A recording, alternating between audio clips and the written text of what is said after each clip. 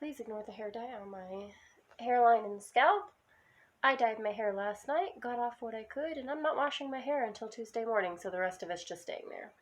Hey there, and welcome to my channel. This is Foggy Fiction, and I am Haley. I'm a writer living with mental illness, and since it's a little more than a week into NaNoWriMo2020, I thought today I would talk to you about how I go from idea to outline to getting words onto the page. Otacon's joining us. First off, the way that I plot and outline has changed a lot over the past year, and it isn't anything that's concrete. Some of my ideas... You okay? Bless you. You inhaled one of my hairs, didn't you? I'm sure you did. Some of my ideas require different methods at different points, but for the most part, this is how it tends to go. So let's dive right into it. You ready? Yeah? Okay. I didn't intend to have the video be about her, but you know, she is getting over being sick and having an infection, and her alopecia has come back, so she's very needy. First thing, the moment I get an idea, of course, I write it down. I have a notes app that has come with every phone that I've ever gotten for the most part. I stick with LG prepaid phones for AT&T, so it's always the same app. I don't know that it's exclusive to them, it probably is not, but I like it because it's pre-installed and it backs up to the cloud. It doesn't matter if the idea is literally one sentence that says, dude starts having dreams about his death. I write it down. And let me just tell you right now, no idea is too stupid to write down. As much as I sometimes pull a WTF when I look at them later. And you cannot trust yourself just to remember them. Write it down. Write it down. Seriously. So after I get an idea, it's written down and I'm ready to go back to it, I do a brain dump. I'm sure you've already heard of this before, and you may already be doing something like it. I used to think I could just keep a list, like a running list, of every new idea that came to me when they come to me. And that was it. Which is good and definitely something you should do, but, I'm wrangling a cat here, I'm sorry. Yes. There's also a better way to do it. Instead of just letting the ideas come to you, I took advice from a video by Catty-tastic and started doing things her way. I'll leave a link in the description box below because if you haven't already watched it, it's kind of a game changer. So I pull up a doc and start with that initial idea and just start asking myself questions about it, writing down every answer I come up with, as well as the questions so I'm not, lost. I've got her tucked in a blanket in my lap now, so she might be happier. To use my earlier example, dude starts having dreams about his death. Okay, when does he start having those dreams? Maybe it was after some kind of near-death experience at work. Maybe it just randomly started happening. Has it been happening since he was young? If I go with that, has it always been the same dream or has it changed as he's grown up? Does he have them every night? Maybe he only has them after eating a certain food and that's the big twist he doesn't realize. If he dies the same way every time in these dreams, what's the way that he dies? Why is it that way? And so on and so forth. Keep asking questions, you get the point. I also really like to go through and after I've asked myself a lot of questions like these, I pull out my copy of Save the Cat Writes a Novel and work through the beat sheet. I intended to have hold up my copy, but it's over on my desk and the cat is very comfy in my lap, so just pretend I'm holding my copy. I actually have two. I have a paperback and I have one on my phone, but my phone is currently filming this, so I can't show you either. I guess technically I also have it on my Kindle, but that is also on my desk or my phone. Either one. Dilemmas. Just pretend. But anyway, I do get that novel out and work through the beat sheet with questions from that. What would my opening image be? Maybe it's him exhausted at work because he's having trouble sleeping because of the nightmares. And then I do this, for every part of the beat sheet. My brain dump usually ends up giving me a really nice base, mostly solid foundation for my outline. Speaking of, after that, I make a rough outline of my draft. I basically already have it done at this point, but there might be a few or maybe several areas where I need to settle on an idea for that section. To give an example that is both very vague and very specific, when I started working on the outline for the draft that I am currently writing for Nano, I actually had two different endings outlined in my brain dump. So when I got to this point, I had to make a decision. I picked through all of the ideas I had in my brain dump, not just those endings, and gathered the ones that seemed to make the most sense together. If you hear snorting, it's my cat bathing. She likes to snort when she bathes. I don't know.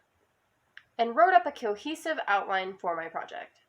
One that I can step back, look at, and see a solid skeleton for my story. All the bones are where they need to be. Next, I do what I call a deep outline, and you will hear that word again later. It might sound a little intimidating, but it's really not. I just take that outline skeleton and start adding muscle. I go through each one of those steps on the beat sheet, and I flesh them out. Instead of just knowing that my opening image is going to be him exhausted at work, I'm going to know that he works at a construction company with his best friend who's going to ask him why he looks so beat.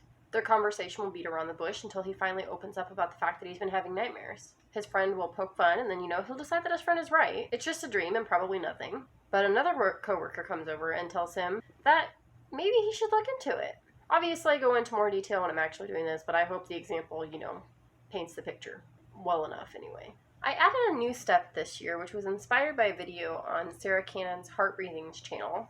I'll leave a link below. And that is to implement scene cards. I basically wrote down every scene that I knew I wanted to be in my story, each on a different card, and arranged them by where they would go in the 3-act structure. That allowed me to see where I still had spaces that need to be filled in, and get a better view of my timeline. It also showed me where I had a gaping hole in my plot. If you're wondering why this video is up so late, it's for multiple reasons.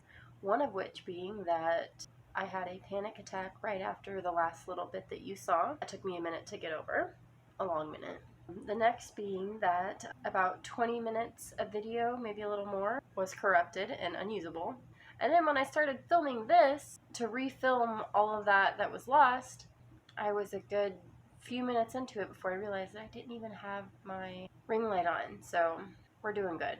Now, let me try to remember where I left off. We were talking about scene cards, and I think I mentioned something about how I use that so that I can see the spaces that still need to be filled in, which is good because when I was arranging the scene cards for the draft that I'm currently working on, I saw that there was a giant gaping hole in my outline, so it really helped me with that. As I said, this is new for me, and I don't have a firm opinion on it yet because of that, but, I'm going to see how well it helps me overall. So far, I think it's doing a decent job of help, but either way, I think for now it is a good addition to the madness that is my method. So after I'm done with all of that, I should be good to go, right? I've got this beautiful, extensive outline. All of my plot questions have been answered during the brain dump. I have to be ready to start writing. Actually, no. And not all of my questions are answered yet either, but we'll touch more on that later. At this point, I like to start my chapter outlines. I say start because I often only do 1 or 2 chapters at a time, and then continue with them as I'm writing. There's a good reason for that, which is, it's super simple. As much as I outline, sometimes when I'm writing, the story just goes a different way. Sometimes my characters show me a better way, and I'm just like, oh man, my idea was stupid compared to that. I like to leave wiggle room. I don't want to outline every chapter just to end up making a change in chapter 4 that makes me have to re-outline 20 chapters after that. I think it's pretty smart for me in the way that I write, but obviously you can do whatever works for you. The last step, and this usually happens immediately before I start writing, I pull up that notes app that I mentioned, and I deep plot my chapter. There's that word again. Now this is just what I call it, and it's something I've only started doing in the past year or so. I also don't always have to do it, but I found that it helps keep me on target. So what do I mean by deep plotting? Again, super simple. I like to keep things pretty simple, as much as this doesn't seem to indicate that. I just take the chapter outline and break it down to every little beat that happens. In my notes app, it's going to look something like a really weird grocery list, but with actions instead of groceries. I literally make a checklist that I can check off as I go. And for the example I've been using, it might look something like internal dialogue about work, internal dialogue about exhaustion, internal dialogue about nightmares, internal dialogue about work being difficult with that exhaustion from the nightmares. Buddy walks over. Buddy asks if he's okay. Internal dialogue about this good friend. Tells Buddy not to worry, etc., etc. It just keeps going on and on and on for the entire chapter. It's mostly just to keep me on track, like I said, but it also helps me visualize the chapter so that I don't get lost as I'm writing. After that, I'm ready to write. I will say this process isn't always exact for me and depends entirely on the story that I'm writing.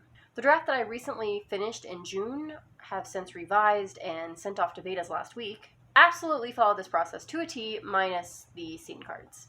Once I developed this method, that is. I was about halfway through writing, and that was about a 1.5 years of writing, before I switched to doing it this way. The second half of the draft took me less than 6 months to write. That was after I started doing it this way. And in my opinion, it was better writing.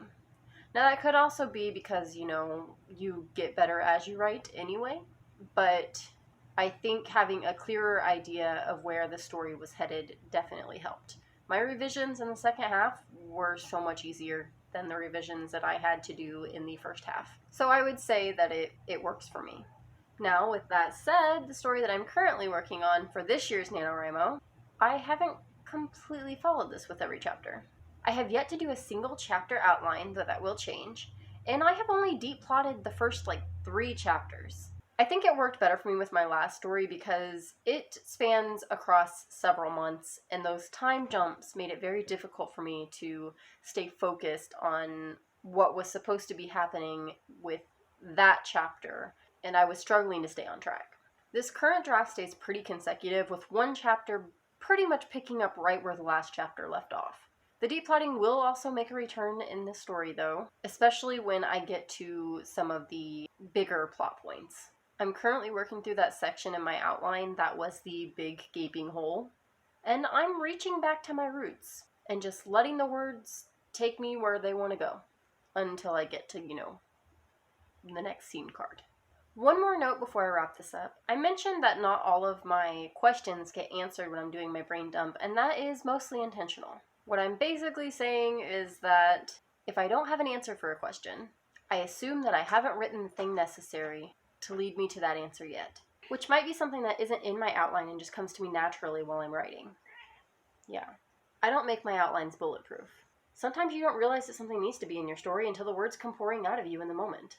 I'm not about to keep myself from stumbling across those creative gems by being too strict with my outline.